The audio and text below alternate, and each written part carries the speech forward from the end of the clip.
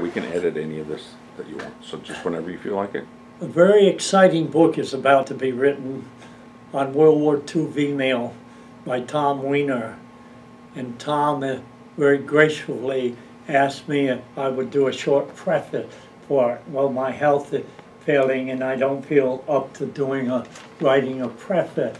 So I'm going to video it and let that stand, and Tom can take it and edit it however he wants to, or if you don't want to use any of it, it's okay with me. That it's an experiment on both our parts. So I'm going to read it because it's going to be easier for me to read it, and we'll go from there. My name is Bill Streeter. I was born October 17, 1930, along with a twin sister, Wilma. It was the start of the Great Depression. And Dad wrote in his diary the next day, October 18, 1930, my favorite cow died last night, set of twins given to us. The loss of a farm animal was as dramatic in the Great Depression as the birth of a child. I will now introduce my double cousin, Henry Ward Streeter. I say double cousin because his mother and my mother were sisters, and his father and my father were brothers. His mother died soon after birth, and Grandpa and Grandma Wells brought him up. Their farm was next to our farm, so he played with us most of the time. He really was more of an older brother than he was a cousin. My generation were the kid brother of what Tom Brokaw called the Great Generation. We were just too young to go to war in the 1940s. Henry was old enough to go to war in 1944, so he was of the Great Generation. The great American illustrator Norman Rockwell documented our history on the covers of our magazine each week. So when the Saturday Evening Post came, each week there we were. Today I call us the Norman Rockwell generation. We all recall us standing with our pants down, getting our first vaccination in the butt. You remember we were the kids sitting at the soda fountain with our bundle of clothes, about to run away from home with a police officer nearby. The Thanksgiving dinner illustration is one of the greatest. Every little detail tells the story of my generation's history. There was a lot of lesson to learn in the Great Depression. We didn't know we were poor. Mom and Dad didn't tell us. I was the youngest of the 3 boys in a family of 5 children. As the youngest, you knew that when the package arrived from Sears and Roebuck with the back-to-school clothes in late August, there would be no new clothes for you.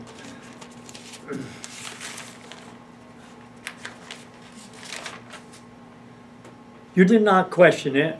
You'd go back to school with hand-me-down clothes, the knickers and the shoes. You did not question things. You knew that was the way it was, and you accepted life as was handed out to you. We were a happy family. The farm was heavily mortgaged, and a family of 9 with the hired mans. Both Dad and Mom always had a chin up. 1932 was the height of the Great Depression, with the stock hit a low of under $100. Unemployment was over 20%. But Dad wrote in his diary on the eve of 1933, "Goodbye, old 1932. You weren't so bad after all." His total cash flow for that year was $500. President Franklin Delano Roosevelt opened up the 1940s with the 4 freedoms that should prevail everywhere in the world.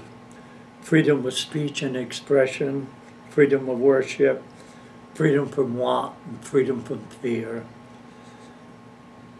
He gave us the 4 freedoms to govern ourselves by. And of course, our great American illustrator documented our 4 freedoms in many different ways so beautifully.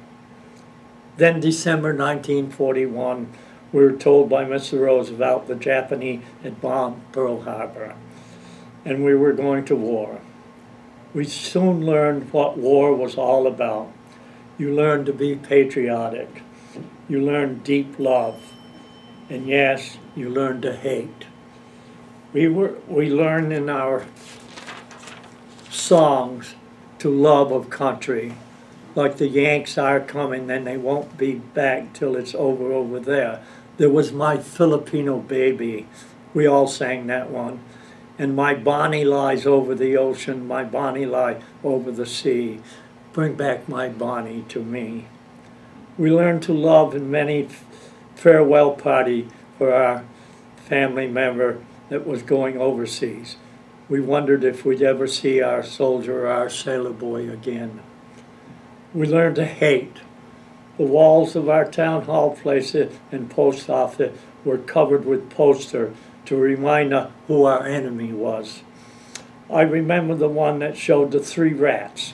One had Hitler head to remind us of Germany and Nazism. One had the head of Mussolini and the Italy fascism. One had Tito showing Japan imperialism. Today when I see a rat, I see the poster. As a kid, we hated. Our generation, the Norman Rockwell generation, grew up in these troubled war years. The Jewish culture has what they call a bar mitzvah when a boy is about to journey into manhood.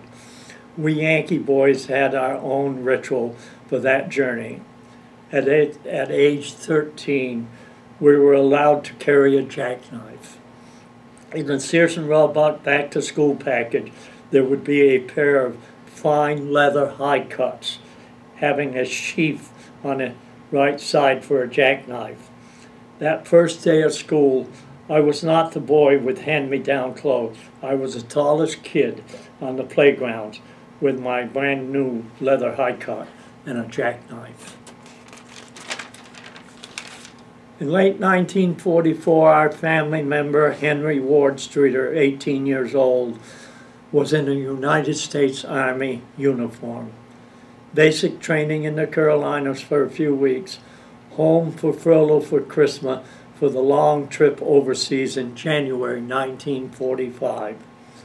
The U.S. mail was the lifeline between family and soldier. Our family used V-mail to write back and forth. It was faster, maybe 12 to 15 days. We soon learned by V-mail that he had been in the Battle of the Bulge, and he received the Purple Heart. We learned by V-mail that he was one of the last infantry foot soldier over the Remagen Bridge before it collapsed into the great river Rhine. Then history tells us that in April his outfit, the 60th Infantry Regiment, the 9th Infantry Division, was shipped 160 miles due east to the Hertz Mountains to liberate a concentration camp and a slave labor camp.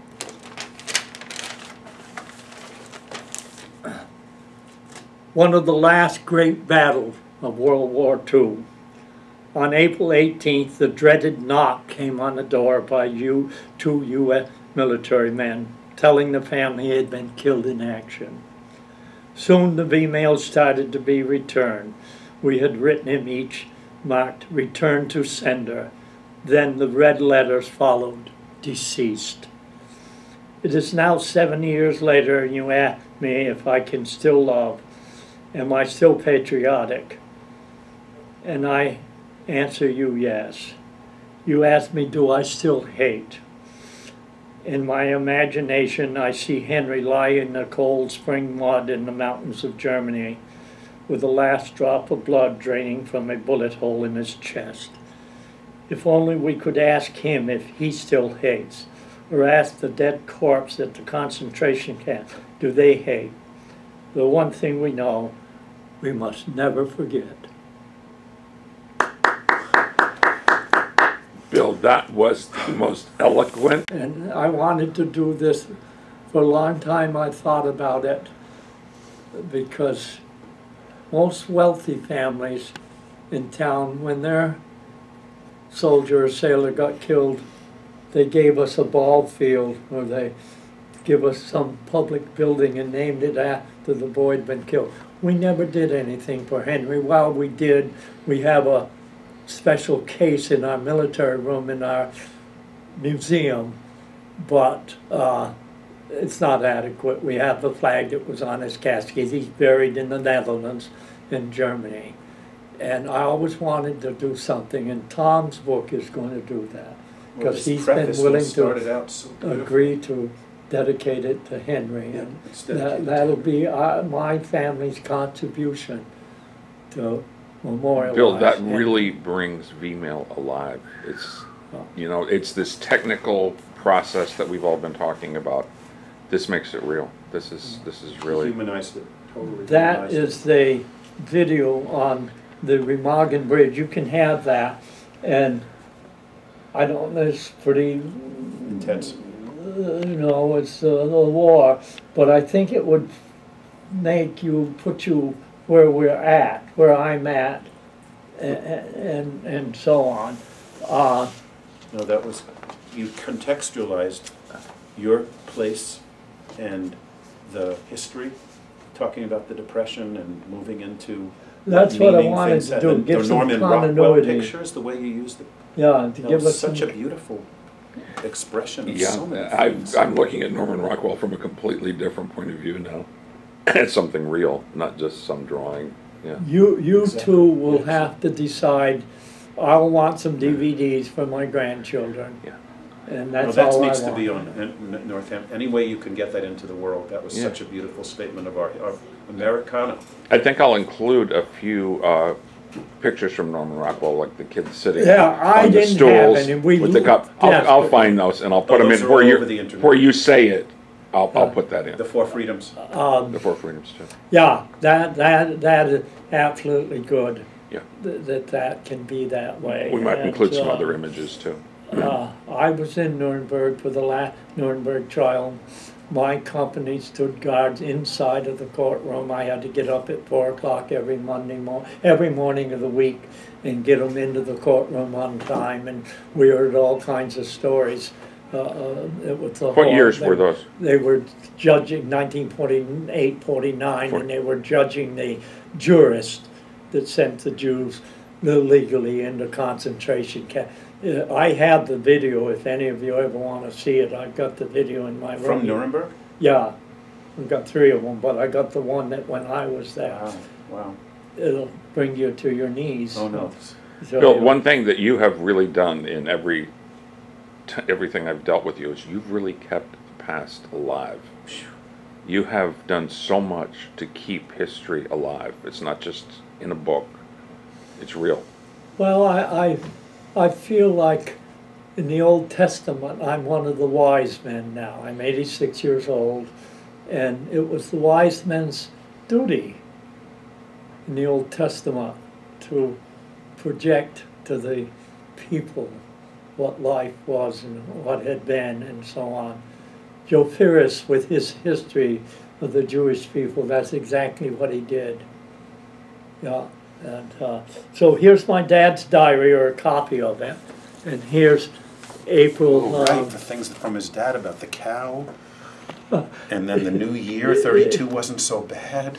The way you wasn't so bad. integrated those things in Yeah. was brilliant, Bill. Brilliant. This is my birthday, Friday 17th, 1930. Oh, this is the cow. He wrote, pick Gotta put apples this. all day over in the pasture, picking over there. Last night my cow died, and last night a pair of twins come to her. The next day he got a little more emotional. He wrote the next day, a great night last night, a wonderful pair of twins, a boy and a girl, was given, and that's it there. And that's you? Yeah, that's me. Him and his sister. Wow. There's the high cup with the jackknife on it right Oh, there, right. from Sears and Oh, Roebuck. you gotta get that in there. The Yankee Bar Mitzvah. Yankee Bar Mitzvah, right. And there's the There's the Knickers Knickers. before. You can have these, John, if you want. Wow, wow, and what's this And one? there I am, an 8-year-old with knickers and the high wearing cups the on. knicker. Oh, fantastic. And the rest of your question, Julie printed out for me. Yeah, That was a you big have. help, by the way. Oh, good, good. Yeah.